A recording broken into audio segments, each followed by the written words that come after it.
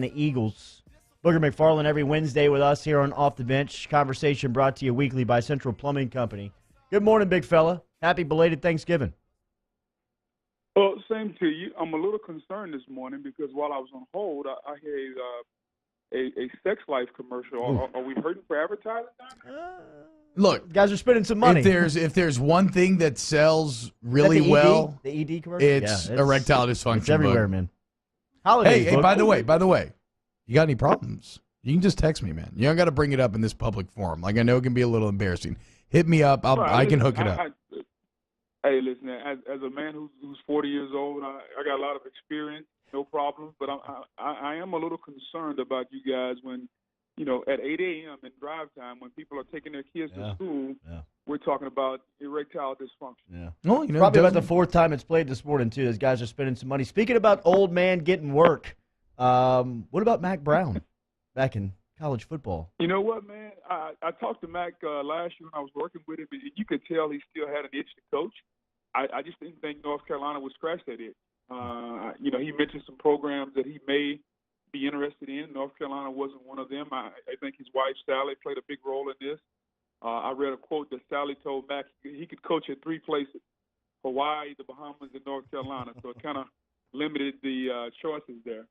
I doubt Kathy Miles told Les that she'd like to go to Lawrence, Kansas. How do you think these two projects in bringing these guys back into college football are going to work? Well, we're going to find out really, really quick. I think it's a lot easier to get players in North Carolina than it is in Kansas. Definitely. I think North Carolina, the ACC, is a little bit more forgiving than the Big 12. In the Big 12, you better be able to score 40 because if you can't, you're not going to win. Now, Les understands that. He knows that. He's been in that conference. But I think getting players to Kansas now is not like it was years ago when Kansas made their run and was as high as number 2 in the poll, I think. So I think Les has got an uphill battle. I wish him a lot of luck. I know he still is a great recruiter. But my only question is, can you get players to Lawrence, Kansas? Because it's cold. And a lot of brothers going to Lawrence, Kansas. That's true. You got Puka. Miles is going to run the hell out of him. You know that, man. Puka's steadily wearing that turtleneck, too, man. Exactly. One more on Miles and Mac. Is there a lack of good young coaches, Boog? Is it just a situation where maybe these schools didn't want to take that risk? Like, why kind of go to older, been out of the game retreads instead of looking for something more innovative? Well, I think what you get is you're tired of taking chances and taking risks. And I think what these programs are doing is saying, you know what, let's go with something that we know, that's familiar. We know we're going to get. It may not be great. It's kind of like going to the restaurant on Friday night. Your wife said, hey, let's go out to eat. You're like, well, where are we going? She's like, I don't know, pick somewhere. And, you don't want to take any risk. So you find somewhere that you know you can get a good meal. It's not going to be the 5-star, but it's not going to be a Roach Motel either.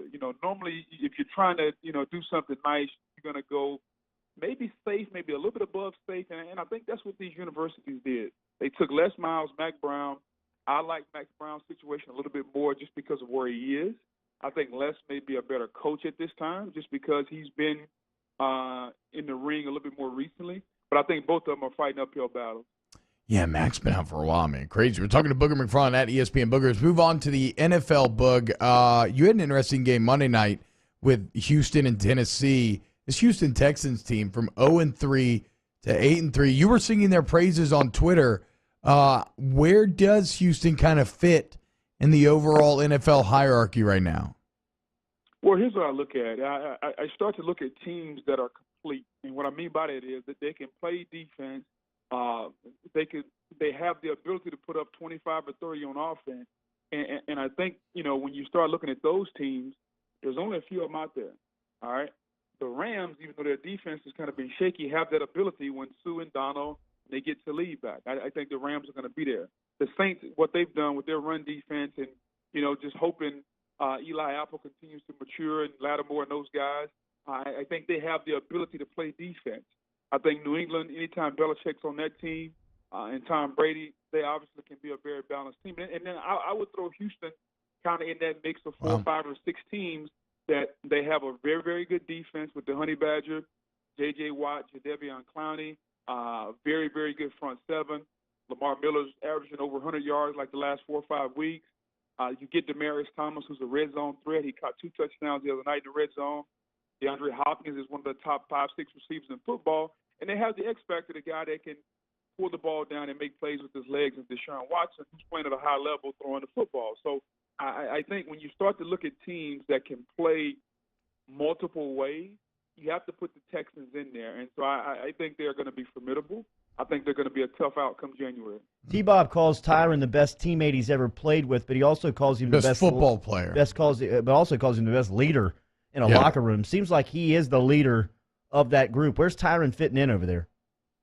He's fitting in great, and it's an interesting deal, too, because I'm not really sure J.J. Watt likes that because he's kind of been, if you know anything about J.J. Watt, J.J. loves J.J. Yeah. And, no doubt. I mean, just check out his social media. Right, exactly. I'm not sure who loves themselves more, J.J. or Russell Wilson. I'll let your audience figure that out. But, put it on the poll. In meeting with the Texans, I asked J.J. about Tyrann Mathieu, and his response was kind of lackadaisical or whatever. But based on his response and knowing J.J., I could tell that Tyrann Mathieu has kind of become the leader, whether it's emotional or playmaking, for that team. And you can see it. I was on the field pregame, and the guy that's calling them up in the huddle right before they go in the locker room and come out is Tyrann Mathieu. And that's kind of unheard of for a guy that's only been there a year. So I think his personality is infectious. His playmaking ability speaks for itself. And I think he's helping that team from an emotional standpoint because players can relate to him a little bit more than they can relate to J.J. Watt. We've talked a ton about the Saints, who are riding a 10-game win streak down here in South Louisiana, going into Dallas on Thursday night. What about the Cowboys? 3 in a row for them, sharing a NFC East lead with the Redskins, who you'll see on Monday night. Where do you settle in on Dallas right now? Well, when we talk about teams that can play multiple ways, the Cowboys' defense is in the upper half of the NFL. DeMarcus Lawrence is top 3 defensive end in football right now. They got this linebacker, this tall white guy from Boise named Vander Esch. He's going to look like he's 12 years old, but he just makes plays. Jalen Smith from Notre Dame, who hurt his knee in that gruesome injury against Ohio State, he's back playing at that level. This defense is going to be formidable. They're not going to give up big plays. So if Sean Payton comes in there and saying, we're going to just try to throw for 400, that's probably not going to happen via the big play. He's going to have to dink and dunk because this team doesn't like to give up the big play. Now, New Orleans is priding themselves on this run defense. Well, guess what, boys? We're going to find out if it's for real because Dallas has come off the bus running the football with a top 3 or 4 running back in the National Football League. T-Bob, I'm going to praise the offensive line. Thank you. Zach Martin is the best guard in football, all right? You put him in there right guard.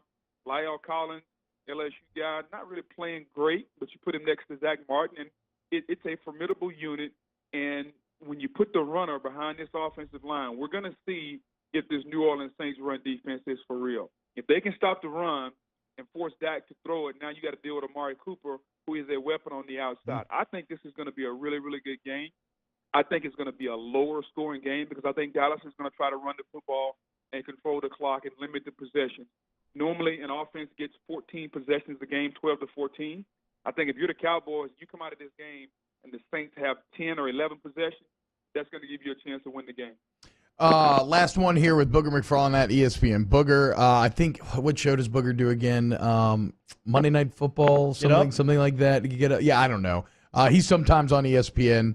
Boog, did you see DeMarcus Lawrence's comments?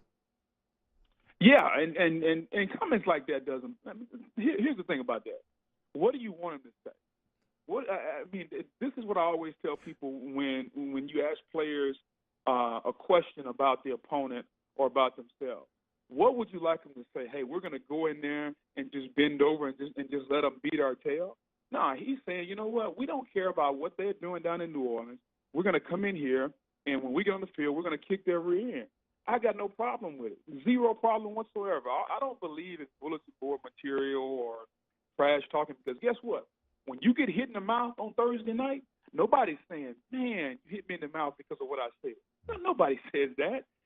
Bulletin board material and things of that nature is, in this day and age, it's for the fans, it's for the media, it's for social media.